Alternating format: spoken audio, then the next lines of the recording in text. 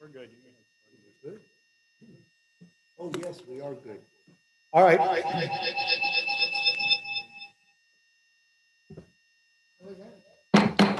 Good evening, everybody. We are present here, the Hialeah Council, to conduct a special meeting of the City Council for August 23rd, 5 p.m. So, Madam Clerk, roll call, please. Mr. Calvo? Present. Ms. Casal Munoz? Present. Ms. Garcia Robles is absent. Ms. Perez is absent. Mr. Rodriguez? Present. Mr. Tumidor is absent. Mr. Zagri? Present. Thank you, sir. Thank you. Invocation by our City Clerk, Marbelis Faccio. Lord, we pray for your guidance and direction and benefit of those who live and work in the city of Hialeah. Amen. The Pledge of Allegiance was to be conducted by Council Member Garcia Robles. She is absent at this time, so I will lead you in the Pledge of Allegiance. Please face the flag and repeat after me. I pledge allegiance to the flag of the United States of America and to the republic for which it stands, one nation, under God, indivisible, with liberty and justice for all. You may be seated. Thank you for your respect. And a presentation is forthcoming by, and thank you so much for making the trip down here, Jennifer Ferriol. We have with us, and we have Mrs. Justice. Please introduce yourselves again. And then I'm going to let you speak, Councilman Calva also. Would you like to introduce them better? Please, thank you. Yes, thank you so much again, everybody, for making the time in your schedules to come here and hear out this proposal for the CRA. And so with me, I have Jennifer Ferriol from the city of West Palm Beach. She's their Director of Housing and Community Development. And also here with us is Allison, I forgot your last name. Justice. Allison Justice. And she was the Deputy Director of the West Palm Beach CRA at some point. And now she is a consultant with RMA.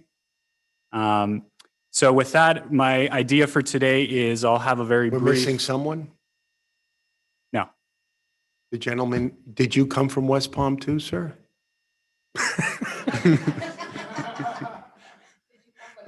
We have an imposter here. You introduced him like he came with you. Oh, I didn't? Okay, thank you. I just didn't want to leave you out because it's a long trip. Go on. Oh, you're the driver. They introduced him like he came with them. I said, all right, we have three. Terrific. So the idea would be, it'll be about a 10, 15-minute presentation on my end. And then I really want to hand it over to I call them the experts between West Palm Beach and RMA to really be able to answer the questions that you may have on this. Good thing I printed out the slides. I originally had a PowerPoint, but I guess technically we can't get it up on your laptops. So if you go through the packet here, I'll try to be as brief as possible in getting through the material. So what we're talking about, the first page is just an executive summary. We're talking about a community redevelopment agency. So I'm on page two on the back here. And what is a CRA? So a CRA, to get everybody on the same page, and I'm sorry if some of this is repetitive, but a CRA is a designated area within a city that is significantly improved by using both city and county taxes generated from that area, as well as grants and other monies. And in order to have a CRA, you need certain conditions that can support the creation of such. These are conditions that are outlined by the Florida legislator, and they include things like the presence of substandard or inadequate structures, a shortage of affordable housing, inadequate infrastructure, insufficient roadways, inadequate or outdated buildings, a greater number of violations of the Florida building code in the area than in the remainder of the county, and inadequate parking. If you go to the next page, you'll see that in the state of Florida, we have over 220 CRAs. And here listed are some of the CRAs located within Miami-Dade County, Broward, and Palm Beach, the Tri-County 37. Moving on.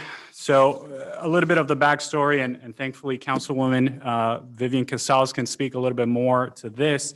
But in 2015, the Hialeah City Council proposed a Hialeah CRA at the Tri-Rail Market Station. It was an area of approximately 121 acres. A finding of necessity was commissioned back then. You remember now several months back, we had Professor Caras who spoke about, he was the guy that kind of led the finding of necessity back then on how he found the requisite conditions to establish a CRA. The Miami-Dade County Board of County Commissioners voted to establish a Hialeah CRA back in 2015, and several items were approved by this body, by the Hialeah City Council, in an effort to create this CRA. But the process at that point stalled. However, the Hialeah CRA exists on the books, so to speak. So if you turn to the next page, where do we stand today? So Madam Bravo, City Attorney, and I had a call with the CRA staff in Miami-Dade County, as well, the County Attorney's Office, and I met with Mayor Cava as well. And so the reason we're here today, I think one of the reasons is, aside from having already this process that was started back in 2015, is because the county has signaled that they are in favor of approving a Hialeah CRA to its full capacity. And as you'll hear, I think from the experts in a bit, that is actually quite rare. So the moment, I think, is ripe in order to kind of put these two things together and push forward in establishing a Hialeah CRA, because much of the legwork has already been done. And we, as you'll hear later on in my presentation, have the authority to currently meet as a CRA board if we so desire. So there's actually only 3 steps, if you turn to the next page, 3 steps that we need to go through in order to be able to have a fully functioning CRA. The first one would be a finding of necessity. That is to formally identify the conditions within the targeted area to establish the boundaries of that area. The second thing we'll have to do is create the CRA plan. And this plan addresses the unique needs of this area and includes the goals for redevelopment, as well as identifying specific kinds of projects that we want to do within that boundary. And the last thing is to establish the CRA trust fund. So the establishment of the trust fund would enable the agreement between the city and the county as to how much money is exactly going to fund this CRA year over year. So if you turn to the next page, and thank you so much for joining us. I was just getting started on the presentation, kind of a little bit of background. So you got here right in time. You might be asking yourselves as you're sitting, so we got the PowerPoint on your laptops. Is there a need? So I'm on that slide.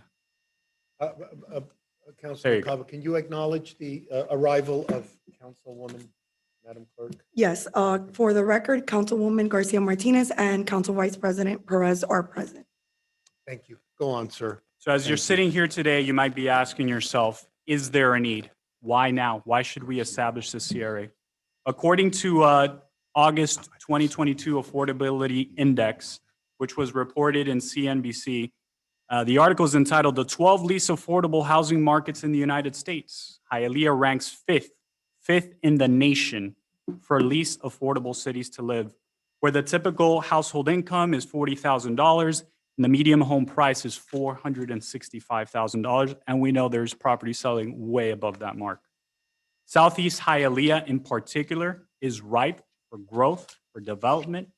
It's serviced by 2 Tri-Rail stations, 3 Metro Rail stations. It's the only place, to my knowledge, that you can get on public transportation and within 5 minutes arrive via Tri-Rail train from Miami International Airport into Hialeah's market station for the price of $2.50. There's nowhere else in the county taking Ubers, taking other forms of transportation that you can get there that fast and that inexpensively. You also have an area that is serviced by State Road 112. And as somebody that takes that State Road every single day, it's one of the few highways that actually doesn't have too much traffic. So you can get to downtown in 15 minutes. You have the newly approved soccer stadium in the city of Miami that is going to be coming up online in a couple years in that area, serviced again by the train or by car. And you have an abundance of industrial space, much of which is vacant, old, or obsolete. And many of those businesses are transferring their properties to other parts of our own city in the annex or other parts of the county. If you look at the next slide, why not leave the area to grow as is? So I went through to the liberty of doing a couple of these pop-ups, and I can put them down the road, but essentially, what you see here is there's kind of that argument that says, well, we're already growing. There's already development in the city of Hialeah. But what I would argue is what we're experiencing is that blue line. We're in linear growth. Every year, we get a couple more projects. Every year, a couple more projects. Every year. If we approve a CRA, we're going to be in the early stage for maybe 5 years. And you won't really notice too much of a difference in the beginning. But the idea is that we want to move the trajectory of growth in this area specifically from a linear growth to an exponential growth, which is the red line. We want to cause that disruption. We want to be the disruption. And it's not about government getting in the way. It's about government forming a partnership. I'll pass it down. Forming a partnership with private entities that want to build and having that conversation. What do you need? What are the kinds of projects that we want to bring to Hialeah, and how can we help as a city, as a CRA, as a government? If I'll go on to the next slide, does this just mean bigger government? And so if you look at the history, what's already been approved by this body, there's a couple, good news, I guess you would say. The CRA body has already been established by this council. That CRA body is composed of the members of the city council, the 7 members of the city council. So essentially what we're doing is we're putting on a different hat, the same way that we'll have a meeting in about an hour or so and discuss the Charter School Oversight Committee, the same way that then we become a city council once again, and then after that we have a P&Z meeting. What I'm asking for is essentially another hat that we're wearing, and that hat is called the CRA. The CRA lets us be proactive, as I was alluding to before, rather than reactive. Instead of passing laws that prohibit certain activities, as legislative bodies often do, we're able to do the opposite. We're able to provide incentives for development that we want to see, that we establish in forms of policy. It's instead of the stick, we're giving them the carrot and the ability to create those public-private partnerships. If we go to the next slide, and I think this one is very important. There might be some concerns in your mind. Are we talking about a tax increase today? And what I would say is no, quite the opposite. This, if passed, would allow us to increase growth in that area exponentially, so that long term, actually, you would be able to have the ability to lower taxes in that area if we so desired.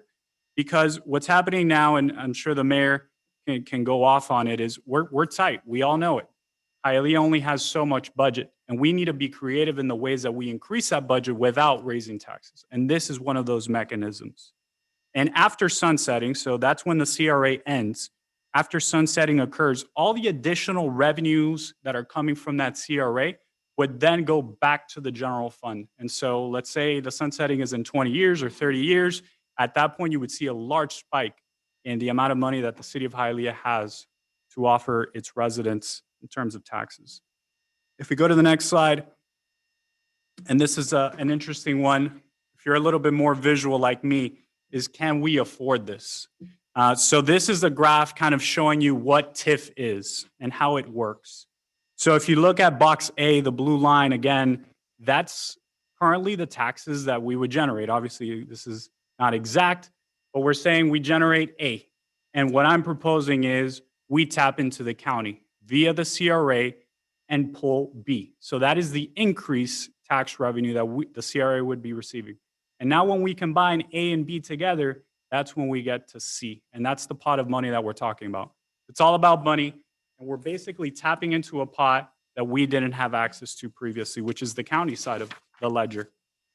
So the next slide is, now that we've gone through all the reasons why you shouldn't, go against the CRA, why should we be in favor of a CRA? And it's what I was just saying. It's that main benefit. It's the funding. Because the way a CRA is financed, it's what's called TIF. It's the tax increment financing. TIF uses the difference between the current taxes. So let's just say fiscal year 2023, the year we're about to begin on October 1st, that year will be locked in as the base rate in this area specifically, and future taxes, future revenues that go above the base year, only the extra revenue would be funding the CRA, but not just on the city side, on the county side as well. And they're able to give us up to 95% of that increase, the county side of things, to fund the CRA. Now, it doesn't mean that it's going to be 95. That'll be obviously a negotiation with the county, but that is the potential. And I think something else, aside from the money, and something we've been speaking about for a while now, since the past 6 months, I would say, is it allows the council to have an ongoing conversation about development and about growth. We typically have these conversations on an item-to-item basis when we get projects that come into us. And we say at that moment, oh, but we'd like to see this and we'd like to see that. But we don't have any mechanism currently to say proactively, these are the kinds of projects that we really want to motivate. And not just say that we want those kinds of projects, but now here's a pot of money to start helping fund some of those projects. That's the big difference. And it allows us to create, because we have to, a plan for the area that will allow us to join all the current incentives that we have, such as the TOD overlays, the MBDs, initiatives on transportation, initiatives in water and sewer, cityscaping, streetscaping, street cleaning. All of that can finally, for the first time, be combined into a plan that can be executed and we can have our thumb on for the duration of our terms. If you go to the next page, I just want to provide an example here of West Palm Beach. If you just kind of gloss over the numbers, their base year was 1984. That's when they established a CRA in West Palm. And currently today, their CRA generates $37 million a year. I'm not saying we're going to generate $37 million next year, but I'm saying that there's definitely potential, and you can see how something like this can continue to grow over the years and over the decades. So the next slide will show you what can a CRA do. So what are the powers of a CRA? So a CRA can acquire property, it could sell properties, it could issue bonds to fund redevelopment, it can provide incentives for business, for development, it can do workforce housing, it can improve infrastructure, construct buildings, it could engage even in community policing. If you go to the next slide, what are things that we could include in this plan that I've been talking about, this comprehensive plan? So things that you would want to put in there are things like streetscapes, roadway improvements, building renovations. You would fund the construction of new buildings. You would do water and sewer improvements, flood control initiatives that are particularly important in that area. You could do parking lots. You can do neighborhood parks. You could do street plantings, sidewalks, and also incentives for redevelopment, such as facade improvements, sprinkler system upgrades, signs, structural improvements. The list is endless, but obviously there is only so much money, and we have to set those priorities. So the next couple slides are just pictures. I'll let you gloss over them. Again, I went ahead and printed some of these out for you. This is an example of, this is Doral City Hall. And something that West Palm Beach can tell you about in a second is one of the projects that they did is they were able to partner with a developer. They got a brand new city hall out of the developer. And in turn, they gave the property where the city hall used to be for the construction of development of housing, et cetera. So that's one possibility. Another one, this is denoting kind of streetscaping here. So reimagining, right, pedestrian walkways, doing street art or more, planting of trees, et cetera, et cetera. Bike lanes is also a big one that CRAs like to go after, which helps in this idea of transportation and micromobility. Another one is canopy coverage. So Hialeah has one of the least dense foliage in the entire county. And so CRA funds could be used for that. And this attracts in and of itself development because it's a new, prettier area that people want to move into. They want to bring their projects to. This one I would be extremely excited about. And the idea is that we're kind of thinking about a CRA that is bordered around our existing infrastructure, which is those tri-rail stations and metro stations. So the ability to have a trolley system or a rapid bus system, or maybe it's an electric vehicle fleet, right? But the idea is that you're able to land at that station and be moved very quickly in that last mile and micromobility, and that's piercing into that last mile, which is the biggest problem for transportation. This is another one, and this would kind of be for this area. We're talking about an actual downtown, right, for the city of Hialeah with restaurants, shops, and nightlife, et cetera, et cetera. And obviously, the age-old workforce housing proposal, which obviously is extremely lacking in our community, and so projects that we're able to help people that are on lower income, et cetera.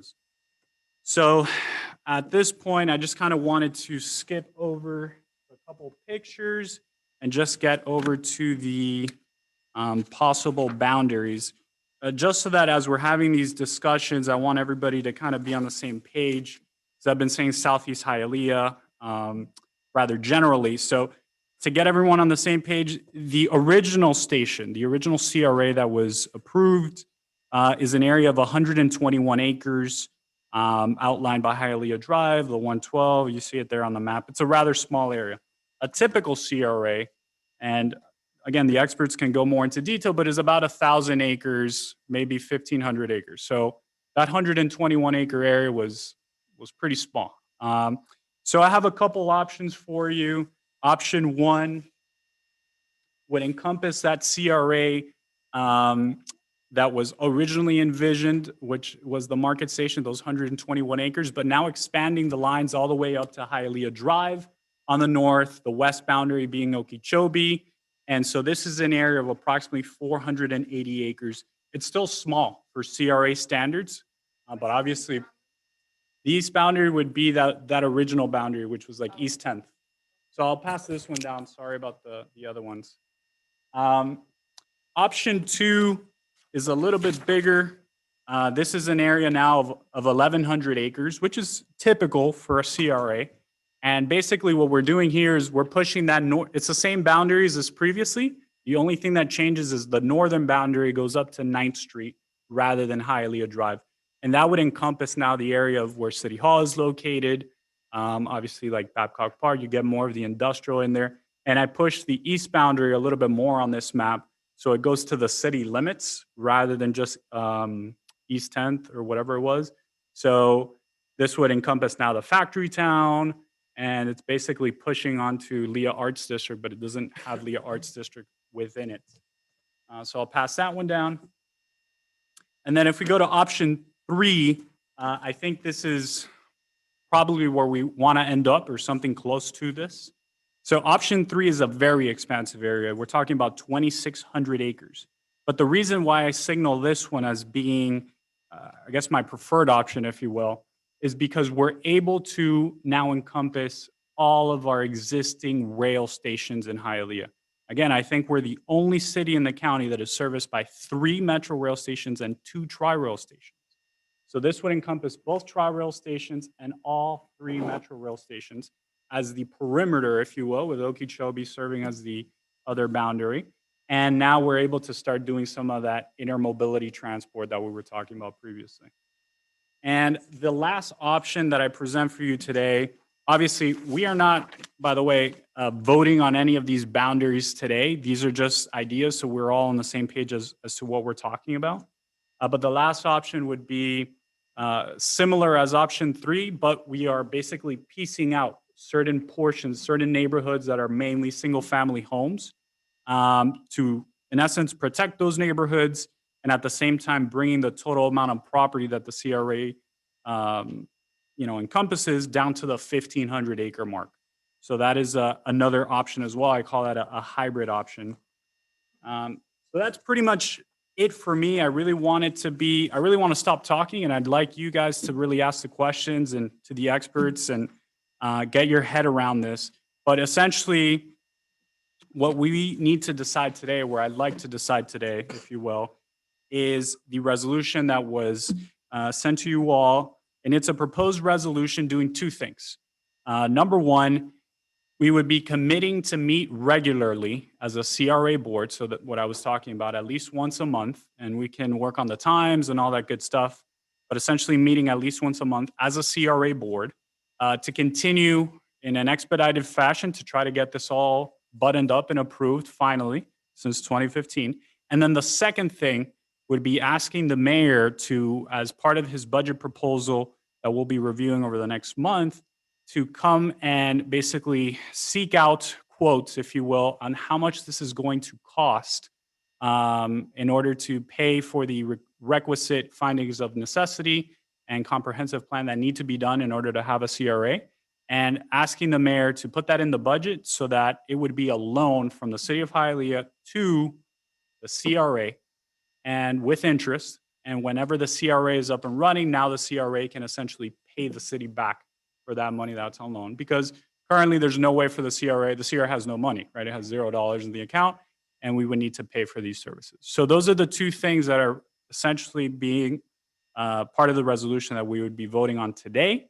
And I think really the idea is, are we going to move forward seriously with this? Because if we're able to move seriously forward with this, the idea is that we can have this fully functioning, up and running within a year would be the goal. So with that, I leave you guys to ask the questions. I'll shut up, and I'd like to get the experts up here if possible. One moment. May I remind everybody here on the dais that we are not taking a vote, so we don't need a motion on anything. We're not taking a vote here. This is just a fact finding. There will be in our regular agenda the opportunity for this resolution to be voted on. So this is just informative. You don't have to decide. You're not deciding during this meeting whether we're going to invest the money to look into this any further. That being said, go ahead, Brian. Who were you going to bring up? Thank you. Thank you. Good evening, Mayor, council members, and members of the public. My name is Jennifer Ferriel, and I currently serve as the Director of Housing and Community Development for the city of West Palm Beach. Little fun story, even though I'm visiting you all today, I actually was a resident for the majority of my life in the city of Hialeah. Since 1995, when my parents migrated from Cuba, I lived in Hialeah up until about 2014 when I moved to West Palm Beach for work. So I went to Palm Springs Middle, I went to Ernest R. Graham, Barbara Goldman Senior High, so I'm very familiar with the landscape and this community. So it's really an honor for me to be here back in my hometown and have the opportunity to talk to you about CRAs. So I'm really here to share from the city's perspective in terms of how we have used the CRAs to leverage our resources, to leverage our dollars. And I'll just tell you a little bit about my role at the city, and then Allison will talk a little bit more about the CRA and how that was established in West Palm Beach. So under the realm of responsibility as the Director of Housing and Community Development, obviously housing is the biggest area that we focus on. Workforce affordable housing, working with developers on incentivizing development through building capacities, through providing grants, providing TIF, providing other development incentives that are available for the creation of these much needed units. We also oversee all the city's real estate. So the sale, the acquisition, the maintenance, the lease management of all the assets that are owned by the city, of course, outside of City Hall, any other fire stations, police stations, those are not governed under our department. We oversee all of the economic development for the city, providing any potential grants that may be for the to incentivize business development in our city. We oversee all of the homeless and social services of our city, as well as we just undertook all of the community engagement efforts citywide. We also administer all of the federal and state entitlement programs. So your CDBG, your home, your HOPWA, your SHIP, I believe the city of Hialeah is an entitlement community of all of those funding sources. So that's really under the realm of my area of responsibility for the city. And a lot of the things that I just talked about, we use and we leverage CRAs resources, whether it's through upfront grant funding or programs that we create for development or any type of initiative. We really leverage that ability to tap into those resources. As you know, our federal and state entitlement programs are not sufficient to fund our housing and economic development needs. So we leverage our CRA significantly in any of these projects. I'm happy to answer any questions. I know that you'll have plenty towards the end of this presentation. So again, thank you for your time, and I'm happy to introduce my colleague, Allison Justice. Thank you. Thank you, Jennifer. Good evening, Mayor, Commissioners, Council members, and members of the public. My name is Allison Justice. I am a senior associate with a firm called Redevelopment Management Associates, RMA. We are based out of Pompano Beach. The principals of our company, Kim Briesmeister and Chris Brown, have worked in redevelopment and with CRAs around the state for many, many years. We always tell the story about Chris Brown. He started the Delray Beach. He was the first director of the Delray Beach CRA, which is, throughout the state, one of the very successful CRAs in the state. So that's where my background. I've been with RMA for 10 years, but for 8 of those years, I was the acting deputy director in West Palm Beach. So we have a contract to manage their CRA. So that was my role in there. And that was when Brian came up and toured, and we gave him a tour of the CRA. So I only have just a couple of slides. I know you have a lot of questions, and Brian went over some of the slides that I already had. So he actually used this very, very good slide about tax increment growth. This is it just shows what the potential of a CRA is, and he explained that very well. Also, the other benefits. Brian went through some of the benefits of the CRAs, but a couple other benefits I want to mention is, of course, it's the county's dollars. That's where CRAs really, really benefit off leveraging county dollars to fund redevelopment activities within the CRA. A CRA is all about the removal of slum and blight, and to do that is through tax base, to increasing your tax base. That's your end goal, is to increase your tax base through a variety of methods with the CRA. And I just kind of give a little example here. He talked about West Palm Beach. I have that same slide as well. But just assuming your base property value is at $50 million, and that means your city and county ad valorem portion of the taxes, if it were 10 mills, I know it's not exactly that, but would be $50,000 a year off that 50 million. So that's where you start. Those dollars continue to go back to the county and the city in your general fund into the county. If a new development comes into the CRA, say of $10 million, you're going to get another $10,000 in ad valorem taxes. That is the increase. So those dollars, that increase goes directly back into the CRA. So you have your base year, less your new development, equals what goes into the CRA trust fund. So you develop this trust fund. After you develop your board, you get your plan. The last step is developing a trust fund, and then you have your own pot of money. The other benefit of the CRA is your ability to bond. Once you have a guaranteed source of revenue, which would be from tax increment. So say you already have that $10,000 in additional growth, then you're going to get that $10,000 every year or something around there, right? Your tax values are going to continue to increase. So you leverage that increase in tax values to bond. If you have 30 years, you're going to have $10 million in 30 years, then you can bond against that $10 million. So this helps a lot of CRAs with infrastructure projects. I will tell you, in West Palm Beach, we've bonded twice in the downtown CRA, both at $100 million each. We've created downtown waterfront park. They're in the middle of 3 different streetscapes right now, replacing 100-year-old water lines, a lot. So these are where the dollars from the CRA can be leveraged by the city. They are CRA dollars, but part of the CRA in removing slum and blight is potable water for your community and improving quality of life. So those are expenditures that the CRA can undertake. He showed you the West Palm Beach example and the counties. I'm not going to go through these all, but I have several slides on very specific projects. And this is an example of, this was the old city hall in West Palm Beach. The land was sold. It was on the waterfront. So obviously the city hall on waterfront is not probably the highest and best use of that land. So the city hall was built in another location in downtown. We sold the land. The dollars went to fund in the general fund as well as the CRA. The CRA owned some land we leased, but we got what we wanted there, which was a waterfront hotel and a waterfront restaurant.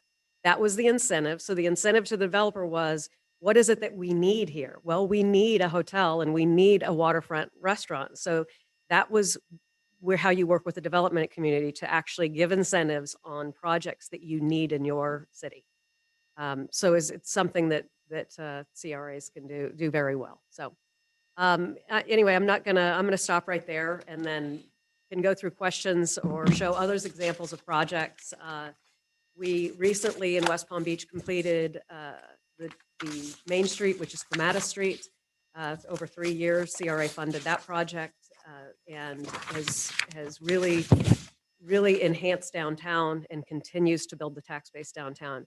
You all may or may not be familiar with City Place in downtown West Palm Beach. This was a mixed-use lifestyle center that was built back in 2000 by Related New York, and it was all CRA-owned land. So this was a public-private partnership with Related on CRA-owned land. It's still now CRA-owned land. They actually purchased the land. They reserved their right to purchase the land. They purchased it recently, but the infrastructure, they're under a community development corporation. So the infrastructure is all completed by City Place, and then they get tax rebates back from the city. So it's one of those, you can also leverage developers to build infrastructure. If they're building a project and you can have them build your infrastructure and you can pay them back with your tax increment revenues over time, it's another method to have the development community participate in the public realm. So just a couple examples.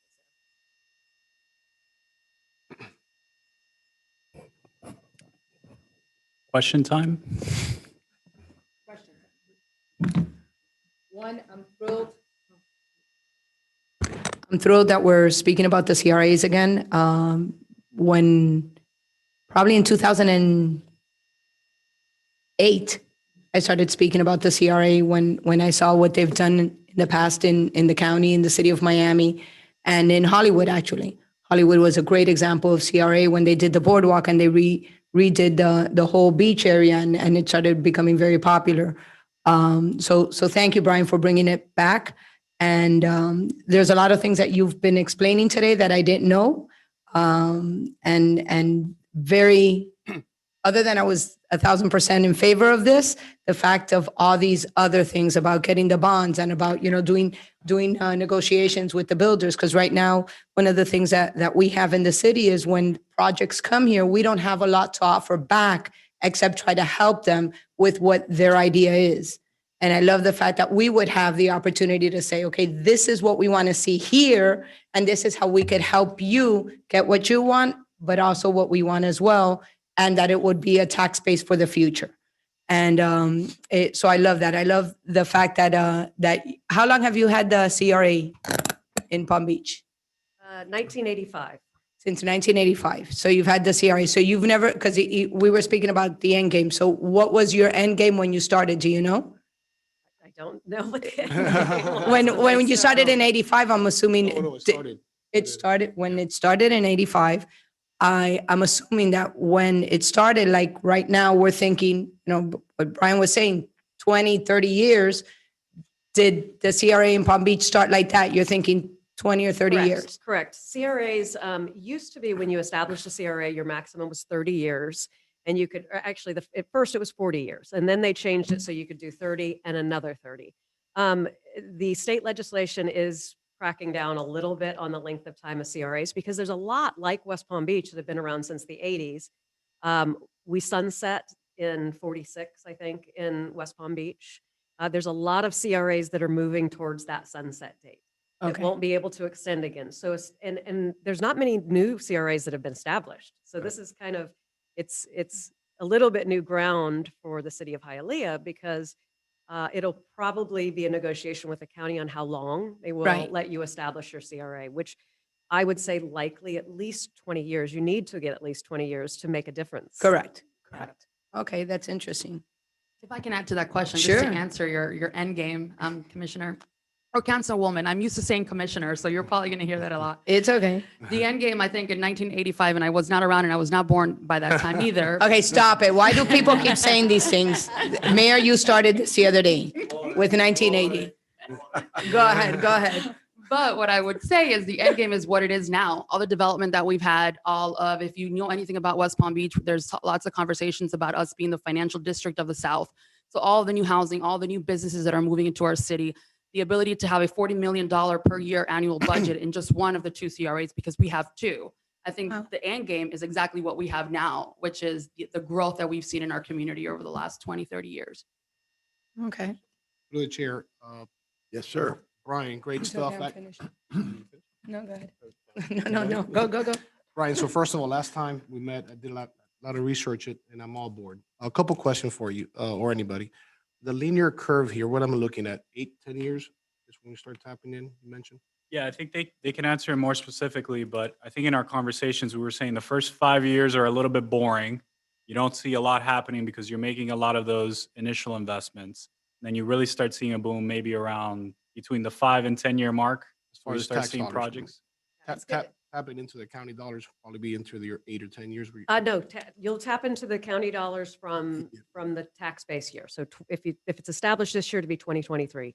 So you immediately will realize additional revenue from both the city and the county because there's going to be likelihood of a tax, not a tax increase, but taxable value increase, right. property value increases. Correct.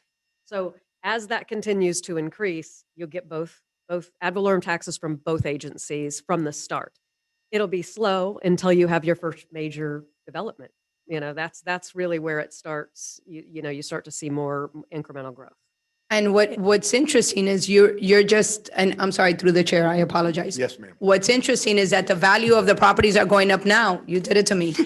Property values are going up now. So if this is what we're going to establish now, we are going to get a gain quicker than we normally will because of all the growth that we're having in the city right now. Right.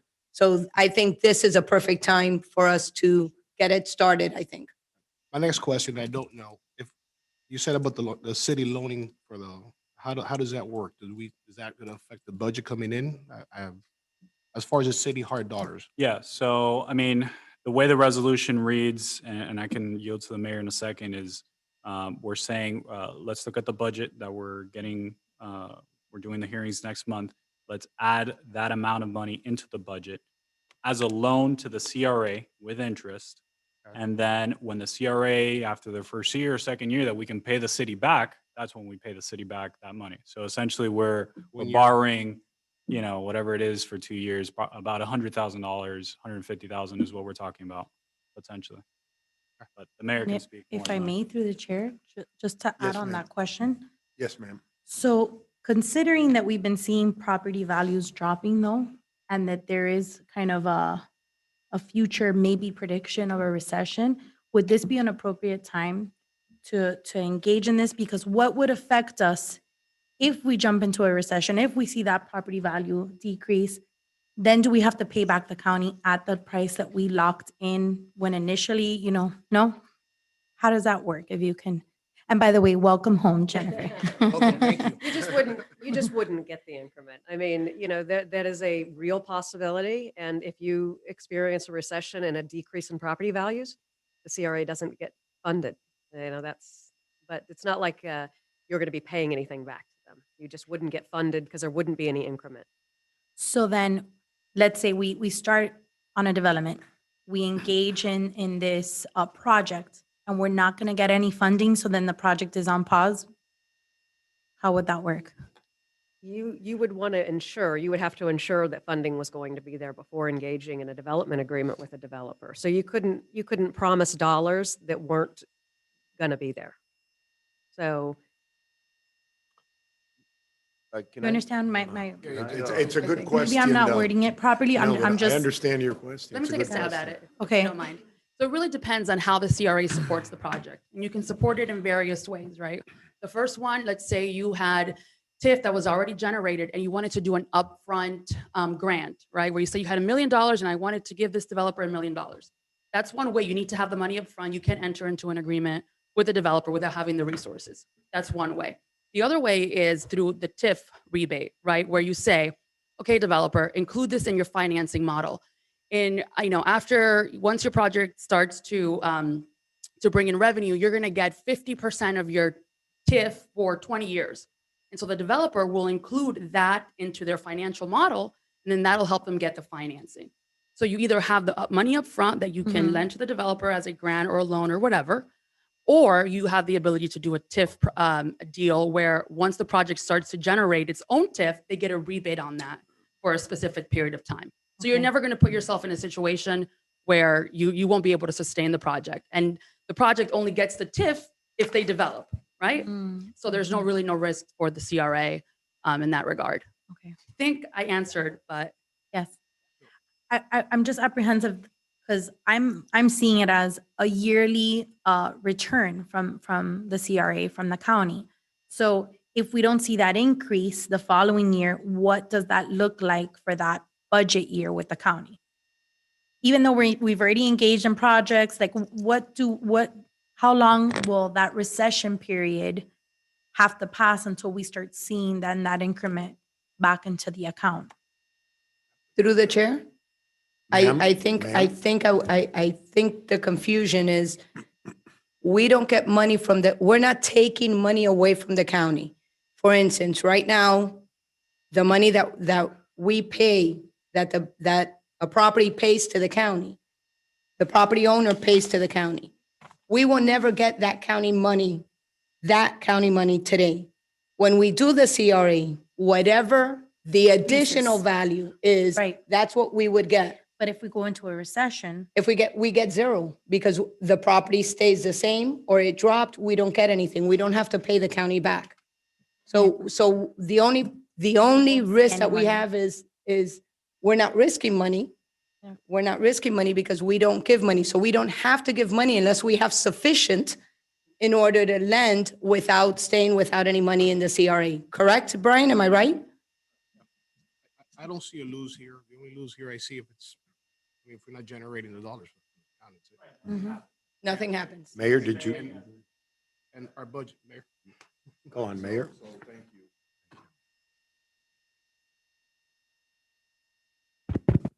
CRA needs to buy. Right, so when I first met with Brian on this, and I explained to Brian what has been in the past, the apprehension of the city to do this. You as city council members and I as mayor are in charge with making sure that we adhere to the wants and the needs that our residents in general. That's, we are a glorified CRA, if you will, okay? I would proceed with caution. Nothing that Brian has said is incorrect. There are also CRAs that have not worked. Right. So we need to be very careful to not fall into the traps of those that have not worked and make sure that we stick to a model of those that have worked. I will tell you from my experience with TIF in the county, I'm the one that created the legislation for TIF as far as transportation is concerned. They are awash in money now from that mechanism, that funding mechanism. I will tell you, as a commissioner, I had to negotiate with county budget makers to make sure that we did not take all of the growth that would contribute to the TIF, which is a lesson to us because it is something that we could consider not to allow all of the money to go because we still have obligations citywide to fund. And that's why we got to be very careful. And all of this is really in how you create the mechanisms, right? I am very interested in retaining as much of the county portion of that TIF here in the area that we describe. Absolutely. Absolutely. I want as much money to stay in our area as much as possible. And really, for me, that is the driver of my main interest is how much of that county portion can I keep? So that I think is very, very important. I do believe that we, couple of things. I do believe that we have to have a comprehensive plan, but not just in the prescribed area that we're talking about, citywide. You've heard me say on many occasions, and I think all of you have concur, is that we need to be planning a city for the next 25 years and not intervals of elections and re-elections, right? We need to make sure that we're planning on what we're going to turn over to a next generation and make sure it's a solid foundation. And this is a blueprint to be able to do it for a segment of our city, right? There was a thought at one time, and we still have not seen all the numbers come in and what that's going to produce in the future, was the annex area was going to be a big funding source for a lot of the things that we wanted to do, but that's going to take time, right? I am concerned, and I would concur with the vice chair. What happened, and what happened in your case when the economy went south in 2008 and 9 and 10. Because the danger could be is that if you have bonded and you've used mechanisms, CRA revenue to bond, are we then going to the general revenue to back up Right. those bonds if the economy goes down? So these are things that, again, if we go in there and make sure we paint the picture of what we want and then protect ourselves, then council, I would tell you, I don't have any, I'm not going to put a stop sign on this thing. On the contrary, I say proceed with caution. I would, and I know that our budget folks have already asked the property appraiser's office to start giving us an estimate, because I'm a numbers guy and I'd like to get an idea of what is it that we're talking about as revenue generators. Do we have needs? We have infrastructure needs. We've all knocked on doors in Southeast Hialeah and they'll all tell you they are all forgotten, right? So there is infrastructure needs there. I think there's economic development opportunities abound. I concur with Councilman Calvo and his wisdom of trying to envelop 3 metro stations, 2 tri-rail stations. I think there's a lot that could come out of that that could be helpful. I think county TIF money, we could go and maybe try to get county TIF money along those transportation corridors to keep it in our city, to allow us to develop a larger transportation grid. We've all talked about being bold and aggressive here. These are all funding mechanisms. So, I think armed with as much information as possible, and I think that's something that we need to do. I can't tell you, I know Ruth is here, she may be able to tell us if we could afford the 100,000 to continue to, but as you well know, we're going through budget. You are going to be getting your budget presentations soon enough. Mhm. And for many of you, it's not going to be anything earth shattering. We run a tight ship in the city of Hialeah. And until this growth that we're seeing helps fund some of our coffers and helps us get some breathing room, that's where we're at. But from my end, I don't want to sound as somebody that's putting the brakes on this. On the contrary, I think it's something that we need to explore. We need to create an area. What is our long-term vision in that area? Set markers, timetable, and then we need to sit with our budget folks to understand what does that mean in dollars and cents, and then bake something in there that will protect us if the economy goes down. This, I was talking today earlier with our folks, this 20% increase that we saw in across the board in revenue, that's an anomaly. Usually it's 4 or 5%. That's a healthy growth in any kind of industry, right? 20% is like a bubble that's going to burst somehow. And what we don't want, again, is going to a negative situation. You have bonded or you've made pledges, and now we're going to have to go take it from someplace else. Where's that place? Is the general revenue. So, but look, I think these are creative ways of funding things that we need in our city.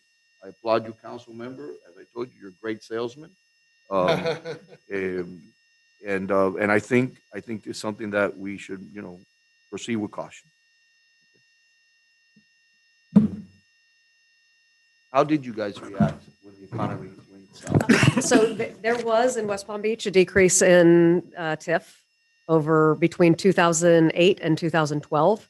I arrived in 2014. It was probably the second year we had started to see an increase in TIF again. We did have of bonds to pay. Luckily, we are very fiscally conservative with our dollars to make sure that in the chance of a recession, you have enough reserves to be able to fund bond payment. And it's one of the, if you understand how CRAs are funded, you have to spend all of the money every year. But one of the things you can do is you can put it towards future bond payments. So there is a small ability for you to be able to make sure you can cover those bond obligations if a recession were to happen. And it did. And we did see a decrease in property values. But, luckily that rebounded and it certainly could happen again. Question. In your experience, when there was a decrease and you had the obligations on the bonds and you had to, where you were fiscally conservative, did you have to tap into the general fund? In other words, or was it always from CRA money to pay the obligations, even in the bad times? Correct. Yes? It was always from CRA TIF funding. The only The only thing that probably lacked during that time are some of the incentives or projects that may have been on the books. So obviously you adjust your budget according to, you have to pay off the bond first. So then your other dollars might get reduced in projects. But, luckily West Palm Beach was in a healthy financial situation.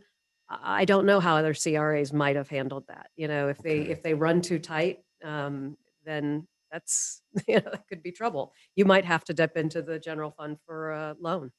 See. Yeah. So one of the things when we were at the county, we would serve, I served on many CRAs as part of the way we're set up, right? So we would recess a meeting, go into CRA, and then go back to our regular meeting on the county. There was some CRAs, and I don't recall right now which were the ones that seemed to have issues.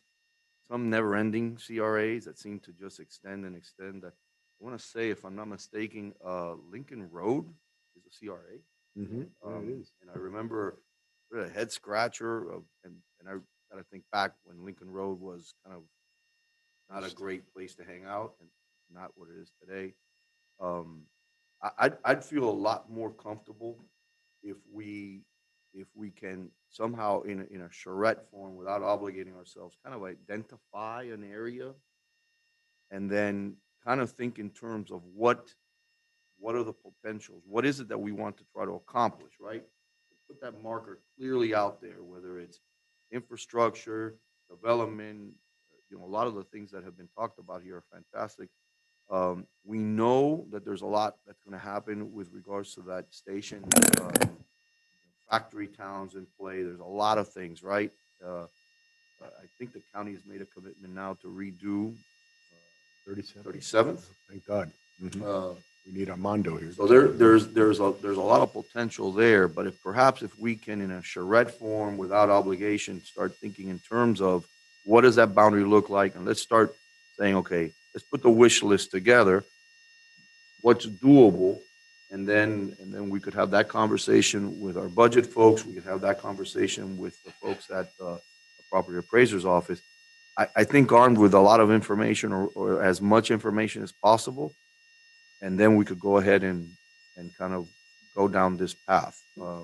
It has worked well when it's run tight, efficient, and you're meeting your goals. There's no doubt it has worked very well. And the latest example, notwithstanding the one we've just heard today, the county's TIF on transportation has created a real source of money told to us by the county. They have plenty of money now to work in the space of transportation that could help them get to their vision or the vision that was once, the SMART plan. That would be my advice to the council. Mayor, can we, or Brian, or either one, can we get to that point that the mayor's talking about without a consultant to tell us if it's going to be feasible for us when we come up with the creativity? Can we do that without hiring a consultant? I don't know. Because I don't know where to start with that. I don't know if anybody else. We need a guidance, yeah. But they want money. So, I mean, first off, the resolution we're considering, well, one of the parts of it is just that. So meeting regularly as a CRA board and specifically talking just about this issue. And the first thing that we have to do as a CRA meeting, which is what I was talking with Lorena, is we're going to have to set those boundaries. That has to be the first thing, because once we set the boundaries, now we can commission the finding. You can't do a finding if you don't know what area we're going to do. So I think to answer the mayor's question, yes, that's what we need to be doing for CRA purposes. But yeah, obviously at some point, I think you're right. We need the expert help as to what really is the impact. So I think it goes hand in hand, and maybe we need to strike a good deal, if anything, on our consultant. Maybe we pay him back with little CRA dollars. Speaking of paying them back a loan, and maybe you folks can tell us, in the first 5 years are going to be, like, for lack of a better word, kind of stagnant, even if we do start a CRA, even if once we start, but there has to be somebody managing that CRA. Are we going to pay them with a loan from the city before the CRA makes penny one? Because we have to have what do they call that position? A CRA? Executive director. Executive director. Sure. That has to go from day one. So obviously, once you draw the boundaries, you first need to identify what are the current construction, new projects that are in that area. And there are several in that area. So automatically in year one, after the base year, those projects in and of itself are going to fund the CRA. We just need to see exactly what that number is. But presumably it's enough to at least cover our obligations. And then ideally more so have extra money that now we can start using for some of these proposals. And I think the first 5 years, again, it's up to what the CRA wishes, but in the first 5 years, typically what you would want to do is focus on some of the street repaving, trees, sidewalks, right? The stuff that you can visually see in the neighborhood to make the neighborhood nicer and appealing. So now you get all these other developers coming in and saying, okay, I'd like to build here. Now let's talk about the incentives that you can provide. So that's why the first couple of years are a little bit, less sexy, for lack of a better word, because it's more of the improving of the area. So, I mean, I can defer to you guys. Yes, and thank you, Mayor. You are right. Obviously, you as a council and a CRA board will establish what you believe the boundaries should be. Now, what's going to happen with that is the larger you make your CRA, the larger of an expense you're finding a necessity is going to be, because you have to analyze every property within that CRA. So it does come at somewhat of a cost, but I think you as a council need to look at what areas could make the most difference, what makes the most sense. You know your areas better than anyone does. The second challenge you're going to have, and probably your largest challenge, is going to be the county. Is will the county allow you to have a CRA that size? And there may be some negotiations with them. Counties in general aren't very supportive of starting new CRAs. I was really delighted to hear Councilman Calvo say that the county is supportive. How large of a CRA and how much of the tax increment they're willing to give is a whole other story that will be ongoing negotiations with the county. But as long as you establish your boundaries and then your finding, then you can start those negotiations with the county on how to get there. How do we establish which geographical boundaries make the most sense without research? I'm not going to, I don't know how to calculate a, potential increase in property values in each. Do you have any idea how we do this? I mean, I think what Allison was saying is we generally set out boundaries, generally speaking, and then once we go through the negotiations with the county, and at that point start engaging the consulting, is where I think we start amending the amendment, for lack of a better word. We start, stuff will be changed. Yeah, and during the finding, the consultant would say to you, this property really, in analyzing this, would really serve you well to include within the CRA. So you'll be amending a little bit, but I think it's just a general area and it's typically involves some commercial or industrial districts. Some areas that have real potential for future development are ones that you're going to want to look at, because that's going to increase your tax base the most. Yes, ma'am.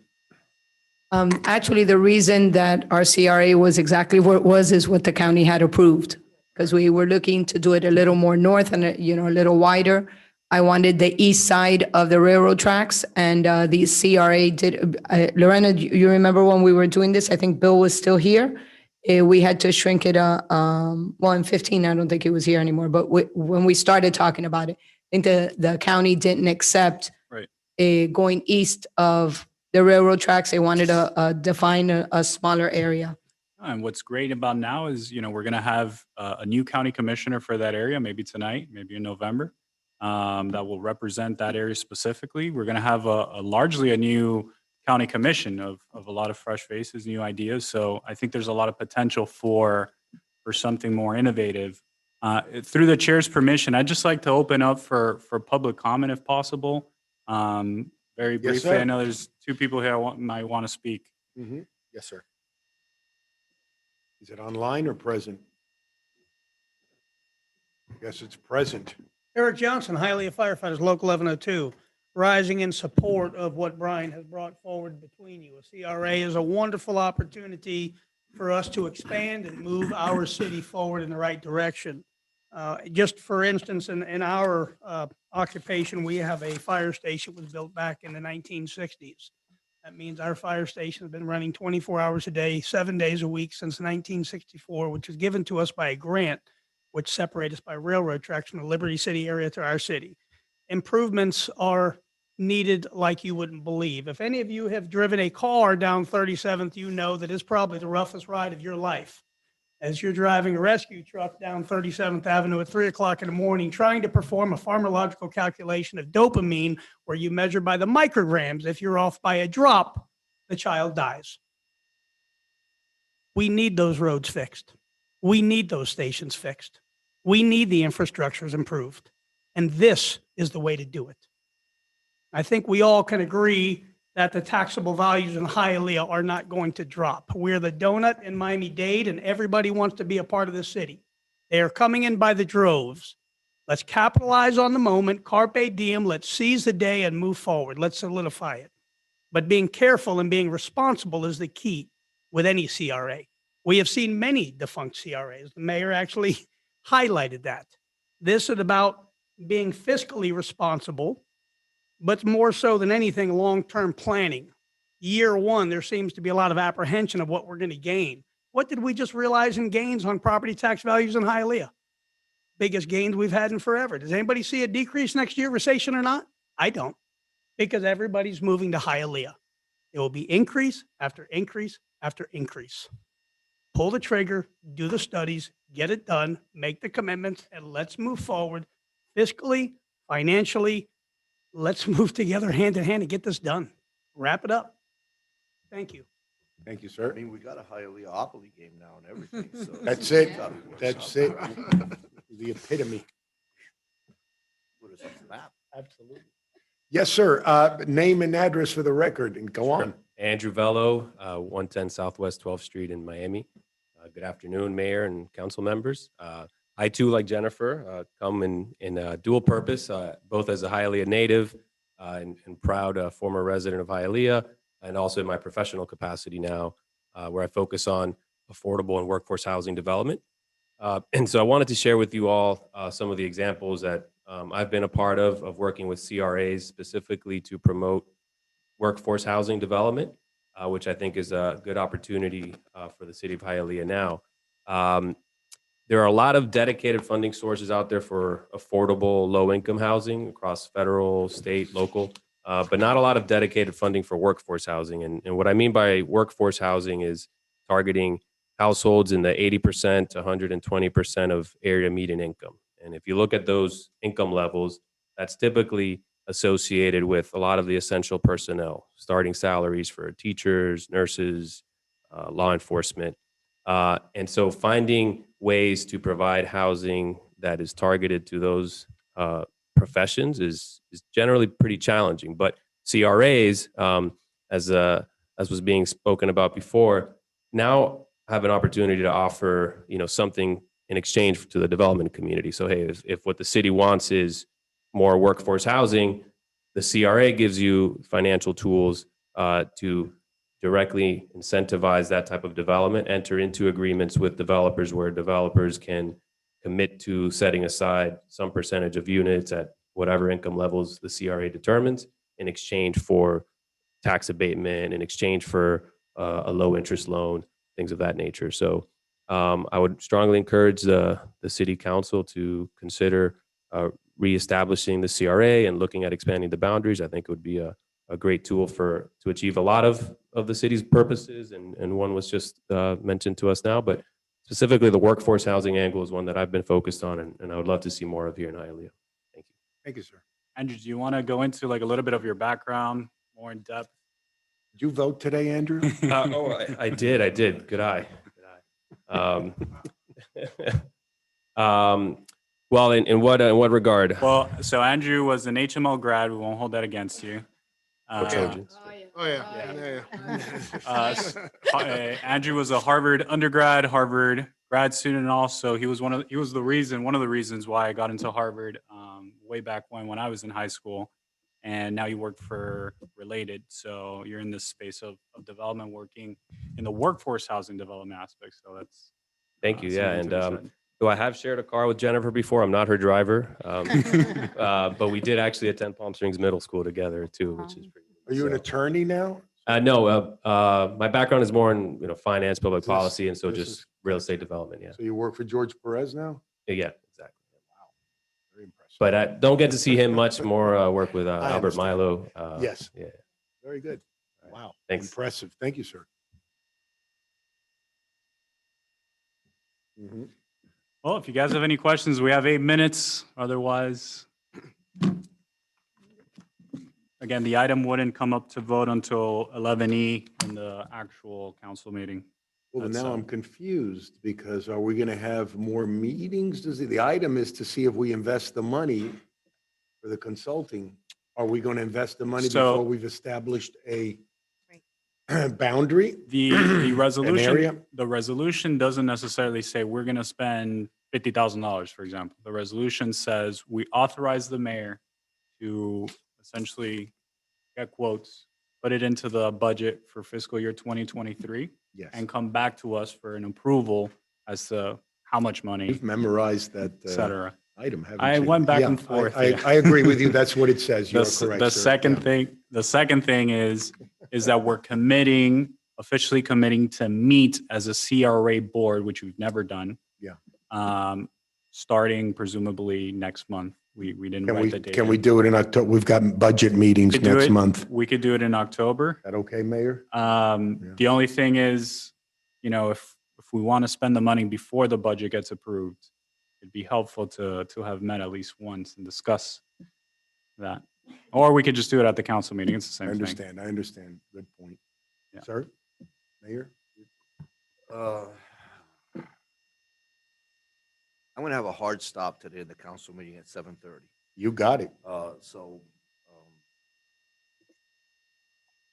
Did you want to defer this? Is that what you're? I think I'd be more comfortable deferring the item, bringing it back at the next council meeting. I guess. And that'll give us a little bit more time to be a little bit more thorough. Because in the meantime, I could work with the councilman and at least kind of have some parameters as far as boundaries are concerned. Because what I don't want to do is, because it's going to take time for us to then start speculating on a boundary. Mm-hmm. I'd like to maybe work with him a little bit, but the next council may come back with maybe some boundaries, some meat on the bones. And it'll also give me some time to work with my budget folks to make sure that we could cover. Certainly worthwhile. We vote on that when the item comes up, right, Madam Attorney? We decide on that. We don't have to decide then. The proper way is when the item comes up, we can motion whether to table or not. Would that be the proper way? That's correct. I mean, I'm not against it in any way, but that's the way. We don't decide that now anyway, because we're not voting. Very good. Thank you, Mayor. Thank you for duly noted, sir. You want to end this? Well, Yeah, motion. I don't know enough to ask more questions yet. I wish I knew more, then I'd have a bundle of questions. I guess motion to Anyone adjourn. else? Anyone else? You good for now? No other questions? Thank you. Thank you so much for the trip you made. We really appreciate it, both of you, Ms. Justice and Ms. Ferriol. Thank you. Ferriol. Thank you. And Andrew. And thank you, Slick. Thank you so much. Meeting is adjourned. Thank you. Have a safe trip back. Thank you. Thank you.